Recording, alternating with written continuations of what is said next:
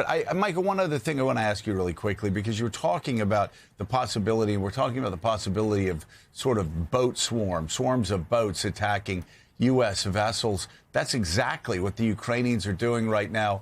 I am struck, and I know historians will draw a straight line between the United States not being able to put away Iran in the 2 weeks that Donald Trump thought he was going to be able to finish off Iran and bring them to their knees, and Vladimir Putin's 3-day war now possibly actually bringing down his government. Talk about the parallels in these two wars and what you see the Ukrainians doing to the Russians and the Iranians following up a few days later with possible threats to do the same to the United States. Well, Joe, it was always a very, very dumb idea for the Russians to go to war with a country filled with IT specialists and engineers, right? I mean, the Ukrainians have MacGyvered their way into fighting, an incredible campaign, not just on their own territory, but now all over the world. I mean, I'm told Ukrainian intelligence has had a hand in driving the Russians out of Mali. They played a part, albeit minimal, in giving drone technology to the Syrians when they wanted to oust Bashar al-Assad. And now they're doing what they call kinetic sanctions, which is basically going after the Shadow Fleet, blowing them up with seaborne drones. They're doing these deep strikes deep into Russian territory, as far afield as Siberia. I mean, not a day or night goes by where some oil refinery in Russia isn't set ablaze. Russian economists, the honest ones at least, are saying that the lifting of sanctions, which we did because of our war in Iran, are not going to have the same kind of economic impact that the Russians would have liked. There's a sort of a sugar high, but it will subside. And the Ukrainians, I mean, have absolutely waged this incredible hybrid campaign.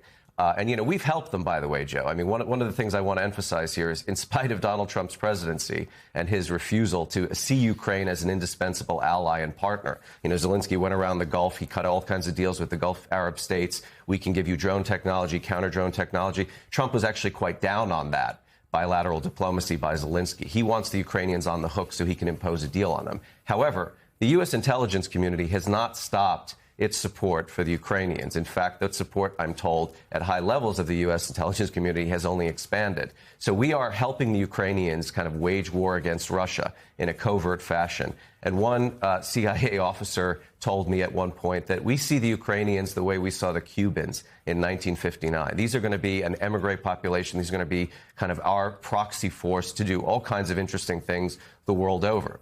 So I think the Ukrainians are playing from two sets of books here. Number one, they understand Donald Trump doesn't like them. They understand that Donald Trump has a particular contempt for Volodymyr Zelensky. He sees him as inextricably linked to his first impeachment in term one. On the other hand, nobody can deny, it's one thing to have solidarity and to feel, pity for a victim, which Ukraine, of course, was. But Ukraine is not losing. Ukraine is a winner on the global stage. And this is something that not only the United States has to appreciate, it's something that the Russians are beginning to appreciate. When Zelensky can threaten Russia and say, you guys are afraid of having a proper Victory Day parade on Red Square, you can't bring your tanks and your kit out because of fear of our drones. And this was, again, supposed to be a 3-day conflict, the Russian troops and Russian columns at the Polish border within 2 weeks. That is nothing short of a breathtaking state of affairs. That is a development very few people in the analytic community saw coming. Yeah, senior Trump administration officials still insist, Richard, that Russia is on the verge of winning this war, but the facts on the ground simply do not back that up. And we are, to Michael's point, seeing that in the behavior of the countries involved, suggesting, like, this is a stalemate at best. And frankly, Ukraine has a lot of momentum right now, and that comes with these meetings in Armenia. Longtime, sort of Russian sympathizer, to the least, or in their sphere of influence. And now we are seeing these European leaders, including leaders of Canada, step forward and say, we are here. So talk to us about how you see this conflict going on. Will there be a certain point where the U.S. kind of has to get on board and say, at the very least, we're going to stop trying to impose a bad deal on Ukraine? Well, that should have happened, never should have happened in the first place. Look, a couple of things. One is Ukraine has emerged as the arsenal of democracy. What a remarkable development. And I think Joe alluded to it at the beginning, it's part of this larger revolution in military affairs. And we're actually lagging. But you see it with drones and all these, inexpensive, easily to mass-produce systems, anti-ship weapons, anti-aircraft weapons. So we're a generation behind in some ways. So Ukraine is the forefront. Really fascinating thing. Politically, what's going on with Canada is also a transitional moment. What we're beginning to see is essentially a lot of countries in Europe a lot of our allies around the world have essentially given up on the United States.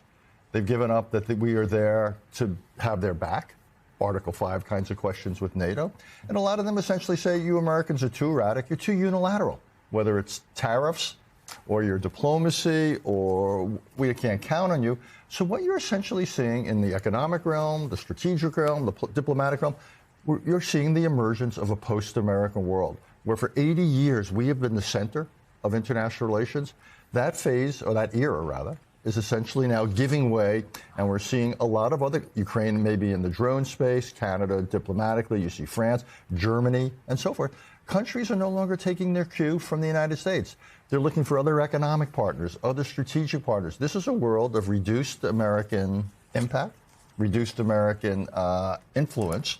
So we're going to continue to do our thing, but we have gone, if you will, from being the center of most relationships and most institutions, by the way, and we've withdrawn from many of the institutions. So China's a beneficiary, and what's happening is all these other countries are now scrambling to fill the void. So what's going on is a harbinger of the future. Again, this is the post-American world. One last point. Not because others have become so strong, but because we've pulled back. This is the truly odd, almost bizarre point. The United States has decided we don't want to be an empire. We don't want to be a great power in many ways. So we've created a vacuum, and both adversaries and friends are trying to figure out how to take advantage of this space which is opened. Yeah, I mean, it's remarkable. I mean, necessity is the mother of invention, and that's exactly what's happening in Europe. You've seen it throughout history where the fall of Constantinople forced people to try to find another route to India.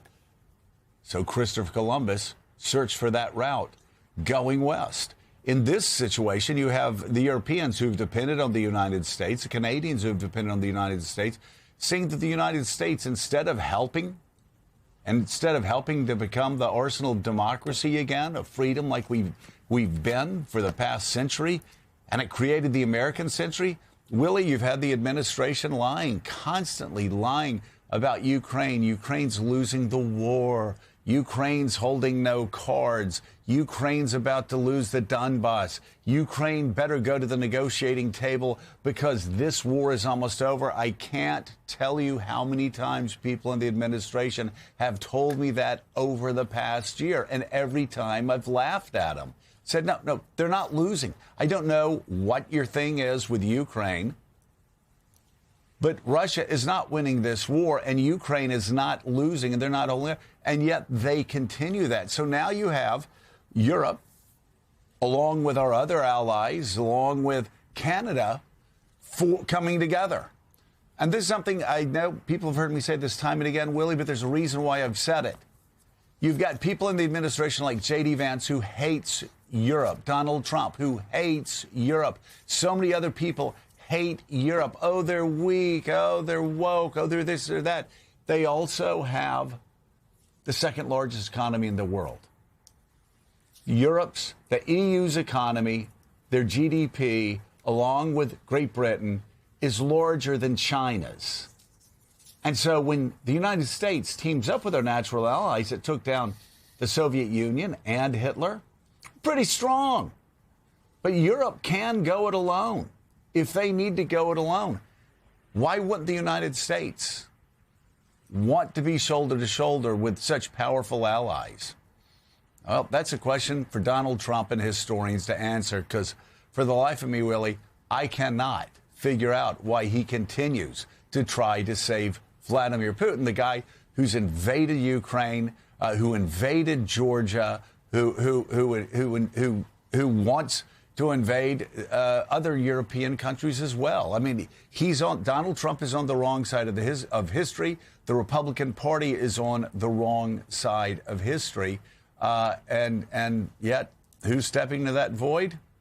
Canadians, Europeans, the British, and it's making a big difference.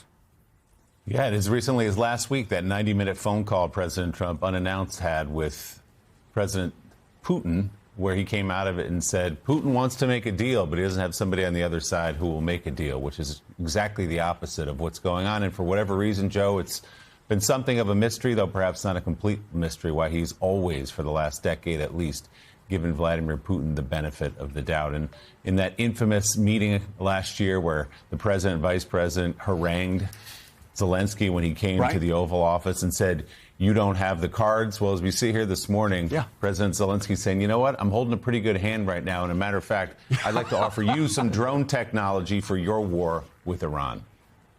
Yeah, I mean, saying that he's holding absolutely no cards when it's just the opposite. And again, the Ukrainians, time and time again, getting battered and abused by Donald Trump.